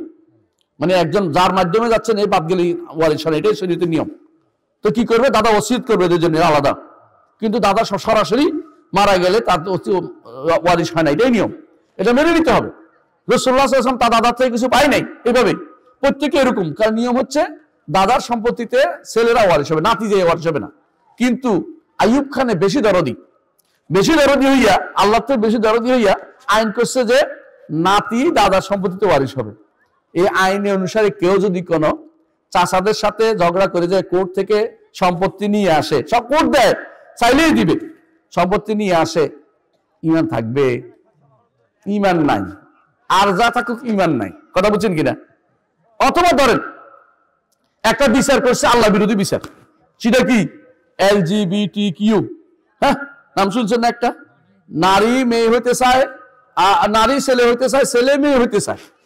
ছেলে হাঁটে হাঁটে বলে আমি তো এখন থেকে মেয়ে, তারে কোর্ট, তারে ওই পুলিশ এদের ছেলেদের মেয়েদের ছাত্রাবাসে দিতে হইব। আর মেয়ে হাঁটতে হাঁটতে মনে মনে করবো যে আমি তো এখন থেকে ছেলে, আমি ছেলে, তুমি তো মেয়ে, কারণ আমি মনে মনে ছেলে। আচ্ছা তোর কোথায় দিতে হইব? আমাকে এখন মেয়ে যদি বলে তাহলে আমাকে ছেলেদের ওখানে দিয়ে আসো, কি অনাচার হবে একটু চিন্তা করেন তো। এটা হচ্ছে সমকামিতা প্রমোট করা একটা চিহ্ন। এই সমকামিতার জন্য আল্লাহ তাআলা একটা জাতিকে এমন ভাবে ধ্বংস করেছে, ওই জাতির ওই জায়গাতে এখন আর একটা মাছও আল্লাহ তাআলা জীবিত, ওখানে একটা মাছ ফালান মরে যাবে সাথে সাথে, একটা মাছও বাঁচে না।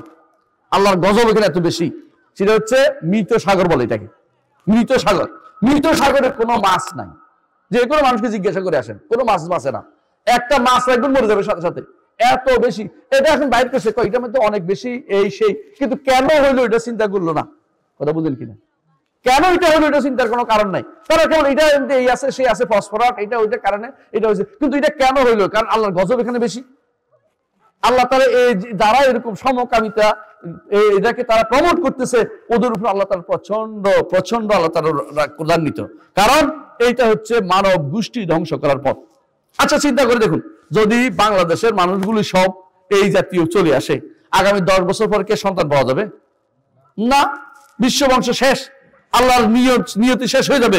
আল্লাহ যে দুনিয়াকে আবাদ করার জন্য একজনের পর একজন বানানোর জন্য খিলাফতের ব্যবস্থা করেছেন। খিলাফত রাষ্ট্র না, কিন্তু অনেকেই তাফসীর ভুল করে।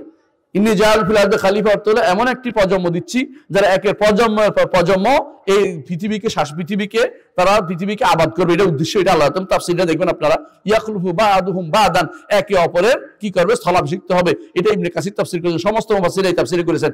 আপনারা হঠাৎ করে নিয়ে গেছেন এটার কি ইন্নী জাআল ফিল আরদি মানে কি? জমিনের উপরে রাষ্ট্রপ্রধান বানাবো। সবাইকে আমরা রাষ্ট্রপ্রধান, তো ভালোই, জান্নাতে চলে গেছিলাম, জান্নাতে আমরা সবাই রাষ্ট্রপ্রধান, ঠিক আছে। ভুল তাফসীর করবেন না, দয়া করে তাফসীর পড়বেন। তাফসীর ইবনে কাসির পড়ে দেখুন, নিজের অমুক তাফসীর তমুক তাফসীর আগে ইবনে কাসির তাফসীরটা সবার আগে পড়বেন, তাহলে আপনাদের বিশুদ্ধ তাফসীর জ্ঞান হবে। যেটা বলছিলাম, তাহলে ঈমানদারের যদি ঈমান বিশুদ্ধ হইতো আল্লাহর রাসূলের উপরে, 4 নম্বর কাজ হচ্ছে আল্লাহর রাসূলের শরীয়তকে সবার আগে স্থান দিতে হবে। রাসূলের শরীয়তের আগে যে যত নীতি করুক না কেন এগুলি গ্রহণযোগ্য হবে না। আজ বহু আইন বানায়। একজনে আইন বানানোর জন্য কিছুদিন আগে বড় ধরনের বাগাড়ম্বর করেছে, আল্লাহ তাকে দেশ থেকে পালাই বিদেশে পার করে দিয়েছে, বলেছে আমি আইন করে দেব, ছেলে মেয়ে সমান করে দিব। বাহ, কত বড় সাহস! আল্লাহ আইনের বিরুদ্ধে সে আইন করে দিবে, ছেলে মেয়ে সমান করে দিবে, কত বড় সাহস তার! আল্লাহর আইনের বিরুদ্ধে কথা বলা, সরাসরি ছেলে মেয়ে সমান করে দিবে। আল্লাহ বলছেন মেয়ে পাবে অর্ধেক ছেলের। কেন? একটা মেয়ে এইদিকে যেমন পায় অর্ধেক, ওই দিকে তার স্বামী থেকেও পাচ্ছে। আর একটা ছেলে বাবাকে দেখতে বাধ্য, কারণ মেয়ে বাবাকে দেখতে বাধ্য না, একটা মাকে দেখতে বাধ্য, ফুফুকে দেখতে বাধ্য, আত্মীয় স্বজন দেখতে বাধ্য, খরচ করতে বাধ্য, সবকিছু কিন্তু ছেলের উপরে। মেয়ে বিয়ে গেছে, আরেক ভাই চলে গেছে, এখান থেকে যা নিচে এটা নিয়ে ওখান থেকে মিলে তা আরেক পরিবার, ওখানে আবার মালিক হচ্ছে, স্বামী থেকে মালিক হচ্ছে, ছেলে থেকে মালিক, সে আবার মালিক হচ্ছে ওখানে, কিন্তু এটা সে দেখবে না, তারা মানে একসাথে করে। এখন মেয়ে বেশি হয়ে যাবে, মেয়েরা বেশি পেয়ে যাবে, ছেলেদের থেকে বেশি হয়ে যাবে। এখন এরপরে ছেলেরা করবে যে আমরা মেয়ে হয়ে যাবো, তখন কি হয়ে যাবে? হুসিমিন মাইয়া হয়ে যাবে। বুঝছেন কথাটা? ইউরোপে এরকম কাজ করছিল একবার। কি করছে ওরা? মেয়েদেরকে শুধু ওই ম্যাটারনিটি লিভ, ওইটা লিভ দিতে দিতে শেষ। এখন পুরুষেরা মিছিল করছে আমরা সব মেয়ে হবো, কেন? আমাদের লিভ নেই, বুঝছেন নি, ছুটি নেই। মেয়েদেরকে ম্যাটারনিটি লিভ, বাচ্চা হলে একবার ছুটি, ওই বছরে একবার ছুটি, দুধ ফালানোর ছুটি, মেয়ে কোলে নেওয়ার একবার ছুটি, তো সব ছুটি ওরা নিয়ে যায়। এমনিতে আমাদের মেয়েদের তো ঘরে থাকাই নিয়ম, আমরা তো সমস্যার মধ্যে নাই। ওরা কি করে? মেয়েরা চাকরি করতে হয়, আর মেয়েদেরকে ছুটি দিতে দিতে এমন অবস্থা হয়েছে ছেলেরা ঈর্ষা করে, কি রে সব তো ওরাই নিয়ে গেল, আমরা কি পেলাম? শেষে ওরা মিছিল করছে আমরাও ছেলে মেয়ে হইতে চাই, মানে ওরা মিছিল মেয়ে হবে কেন? ওই ছুটি বুক করার জন্য। এই জন্য এই যে গোষ্ঠীদ্বন্দ্ব লাগিয়ে দিচ্ছে, মূল কারণ হচ্ছে আল্লাহ এবং তার রাসূলের শরীয়তের বিরুদ্ধে চলা। যত জায়গায় গোষ্ঠীদ্বন্দ্ব আসছে সব জায়গায় কারণ হচ্ছে আল্লাহ শরীয়তের বিরুদ্ধে চলা। আল্লাহর শরীয়তের বিরুদ্ধে চলে কেউ শান্তি থাকতে পারবে না, কারণ আল্লাহ তাআলা জানেন সূক্ষ্ম দোষে তিনি, মানুষের রগ রেশা সব জানেন, তিনি সৃষ্টি করেছেন, তিনি জানেন কাকে কি দিয়ে শান্ত করতে হয়, সেভাবে তিনি বিধানগুলি দিয়েছেন, শরীয়তটা সেভাবে দিয়েছেন। এই শরীয়ত যে ব্যক্তি লঙ্ঘন করবে সে ব্যক্তি আল্লাহর বিধানকে লঙ্ঘন করেছে এবং কোনদিন শান্তি দেখতে পারবে না। শান্তি যদি চেতে চাও আল্লাহর শরীয়তকে বাস্তবায়ন করো, শান্তি যদি চেতে চাও আল্লাহর শরীয়তকে সংসদে নিয়ে আসো, আল্লাহর শরীয়ত দিয়ে সংসদে আইন বানাও, আল্লাহর শরীয়ত দিয়ে সংবিধান বানাও, আল্লাহর শরীয়ত দিয়ে প্রতিটি কোর্ট আল্লাহর শরীয়ত দিয়ে পূর্ণ করে দাও, নাহলে আল্লাহর জগতে আপনি কিয়ামত পর্যন্ত শান্তি ব্যবস্থাপনা করতে পারবেন না। কিন্তু বেশিরভাগ মানুষই আল্লাহ শরীয়ত জানেও না, মানারও চিন্তা করে না, বরং যে যায় লঙ্কা সে হয় রাবণ, একটা কথা আছে। যদিও কথাটা হিন্দুদের, কিন্তু কথাটা বললাম আর বোঝানোর জন্য। মানে যে ওখানে উঠে যায় সেখানে গেলে ভুলে যায়। এখানে অনেক কথা বলবো, আপনাদের কথা শুনবো। এখন অনেকেই হয়তো বলবে আমরা ক্ষমতায় গেলে ইসলাম বিরোধী কিছু করব না। ওখানে গিয়েই প্রথম ইসলামটা 12টা বাজাবে, কারণ ওখানে যা ঢুকার পরে শুরু করবে কি, হ্যাঁ, সংবিধানের শপথ নিচ্ছে কিসের উপরে? হ্যাঁ, 4 নীতির উপরে। কি নীতি এটা? গণতন্ত্র, সমাজতন্ত্র, হ্যাঁ, আরেকটা কি অমুক তমুক, ধর্মনিরপেক্ষতা, সেকুলারিজম, আরো কিছু আছে। এগুলি যে আপনি সংবাদ নিচ্ছেন, এগুলি কিসের উপর নিচ্ছেন? যাই এই তো প্রথম কুফুরের উপরে শপথ নিচ্ছেন আপনার সফরের আবার দেখবেন কিছুক্ষণ পর আপনাকে নিয়ে যাচ্ছে কোথায়? হ্যাঁ, ওই যে একটা বাঁকা করে রয়েছে মাথা, ওখানে যাই ফুল দিয়ে আসেন, ওখানে যাই 2 মিনিট নীরবতা করে আসেন। আমি নাম বলতে চাচ্ছি, আরো বুঝে আসেন, বুঝে ফেলছেন আপনারা। এগুলি কোন ইসলাম? এগুলি কে দেখিয়ে দিল? তুমি একটু আগে কি ছিল, এখন কি? তুমি তো মুখে দাবি করো তুমি মুসলিম, এবং ইসলামের জন্য তোমাকে মাঝে মাঝে দেখা যায় কান্নাকাটিও করতে, আবার দেখা যায় তুমি বলো আমরাও ইসলামের জন্য এই করবো সেই করবো। বাস্তবে তো তুমি ইসলাম বিরোধিতা করে যাচ্ছ, এটা তুমি জানো? তোমার অন্তরের ভিতর দিয়ে কুফুরি লালন করে আছো। কুফুরি লালন করে ইসলাম কিভাবে তুমি পরিচালনা করবে? ইসলামকে অবশ্যই অন্তর, মনে, প্রাণে তোমাকে বেছে নিতে হবে, এবং আল্লাহ শরীয়তকে মেনে নিতে হবে। আল্লাহ শরীয়তকে মেনে নিতে হবে, আল্লাহ শরীয়ত শিখতে হবে। এমন এক পর্যায়ে চলে গেছে আজ আমাদের স্কুলগুলোতে আল্লাহ শরীয়ত পড়ানো হয় না, আমাদের ইউনিভার্সিটিগুলোতে আল্লাহর দ্বীন পড়ানো হয় না, আমাদের সন্তানগুলি দ্বীন শিখতে পারে না। বাধ্য হয়ে আমাদের সন্তানগুলোকে আমরা ওই বেসরকারি মাদ্রাসায় পড়াইতে হচ্ছে, খুঁজতে হচ্ছে। বিশ্বাস করে আমার মাথা গান ঝালাপালা করে ফেলছে। বহু মানুষ, আমার ভাইরা, আল্লাহ তাদের হেফাজত করুন, তারা চেষ্টা, সন্তান নিয়ে বিপদে আছে কি এই মাদ্রাসায় পড়াইলে তো শেষ, ইমান চলে যাবে। কারণ সরকারি মাদ্রাসাগুলোতে কি করে? হ্যাঁ, কুফুরিজম পড়াচ্ছে বেশিরভাগ জায়গাতে। আপনি জানেন সরকারি মাদ্রাসাগুলোতে একমাত্র আল্লাহর ইবাদত করতে হবে এই কথা নাই, আল্লাহর রবের পরিচয় আছে, বুঝছেন? নাম গুণ, আল্লাহর নাম 99টা লেখা আছে, অর্থাৎ আল্লাহর নাম 99টা সীমাবদ্ধ না, আল্লাহর নাম কিন্তু অগণিত, অসংখ্য। আল্লাহর গুণ কয়েকটা গুণ তারা উল্লেখ করে, 6-7টা, এর বাইরে আর নাই, নাউজুবিল্লাহ। অথচ আল্লাহর গুণেরও কোনো শেষ নাই। অনুরূপভাবে সরকারির মধ্যে দেখবেন যে ওয়াহাদাতুল উজুদও পড়াচ্ছে, সর্বসর্ববাদও পড়াচ্ছে, এমনকি ওই ওলি আল্লাহদের জীবনী নাম দিয়ে ওই যে সমস্ত সবচেয়ে নিকৃষ্টতম মুরতাদ হয়ে গেছে ওদের জীবনীও পড়াচ্ছে ওখানে। এর তো আপনি কি মনে করতেছেন? এগুলি পড়াই তো আরো খারাপ হইলো আমার সন্তান, এর চেয়ে না পড়া ভালো, এর চেয়ে না পড়া ভালো। তো সন্তান মাদ্রাসায় দিতে পারে না, সরকারি মাদ্রাসায় দিতে পারতেছে না, আবার স্কুলে দিতে পারতেছে না, কিছুই শিখা হচ্ছে না। বাধ্য হয়ে মাদ্রাসা খোঁজে কোথায়? কিন্ডারগার্টেন, ইসলামিক স্কুল, মাদ্রাসা যদি থাকে সেখানে পড়াবে। যেমন আপনারা আশেপাশে হয়তো আছে, দেখবেন যে পড়াচ্ছেন। এই যে কষ্ট করে আপনার সন্তানকে পড়াচ্ছেন, এটা কিন্তু একটা জিহাদ।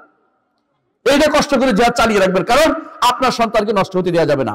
আপনার সন্তানকে ঈমানের উপর রাখতে হবে, আপনার সন্তানকে শরীয়তের উপর রাখতে হবে, শরিয়া শিক্ষা দিতে হবে।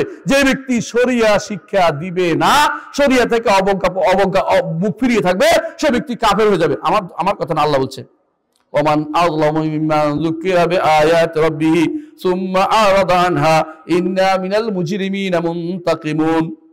ওই যে প্রতিদিন সকালবেলা ফজরের সালাতে পড়েন না প্রতি শুক্রবারে, ওখানে আছে এটা, যে কেউ আল্লাহর জিকির থেকে মুখ ফিরিয়ে থাকবে এবং তাকে জানায়া দেওয়ার পরও সে শুনবে না, মিম্মান যুকিরা, স্মরণ করিয়ে দেওয়ার পর আল্লাহর আয়াত মেনে নিবে না, সেই ব্যক্তি আল্লাহ বলছে মুজরিম, এর থেকে আল্লাহ প্রতিশোধ দিবে। বুঝছেন কিনা? এরা এখন এমন অবস্থা দাঁড়িয়েছে, আল্লাহর দিন শিখতে দিবে না, আল্লাহর দিন শিখাবে ওরা নিজেরাও শিখবে না, নিজেরা জানেই না আল্লাহর দিন কাকে বলে। আপনি আশ্চর্য, অনেকে সালাতও জানে না। অনেক ব্যক্তি আছে বিশাল বিশাল ডিগ্রিধারী, বড় বড় ডিগ্রিধারী হয়েছে, কিন্তু সালাত পড়তে জানে না। রাসূলুল্লাহ সাল্লাল্লাহু আলাইহি ওয়াসাল্লাম যেভাবে সালাত না পড়ছে ওইভাবে সালাত পড়লে কি হবে? রাসূল যেভাবে পড়ছে এভাবে পড়তে হবে আপনাকে, কিন্তু রাসূল কিভাবে পড়ছে জীবনেও পড়ে নাই। তারা দেখে আসে অমুক কি করতে হয়, তমুক কি করতে হয়। আর ইতিহাস বলে একজনের কথা, ওই যে বাংলাদেশ পাকিস্তান ভাগ হওয়ার সময় ভারত থেকে, বুঝছেন কিনা, একজন নেতা আসিল, আপনারা তারা কায়েদে আজম কইতেন। উনি কিন্তু কোনোদিন নামাজ পড়তে পারতো না, নামাজ জানে না। এখন ঘটনা চক্রে একদিন নামাজে দাঁড়াইতে হচ্ছে, এখন তার যে চাকর আছে ওরা বলছে এই কি করতে হইব, কি করতে হইব। তো ও বুঝাই দিচ্ছে আমি যা করি আপনি তা করবেন। এখন ওর দিকে তাকায় তাই কতক্ষণ, কারণ ও যা করে এটা করতে হইব, তো নামাজ জানে না। যে এই জাতি এমন অবস্থা হয়েছে, নামাজ জানে না।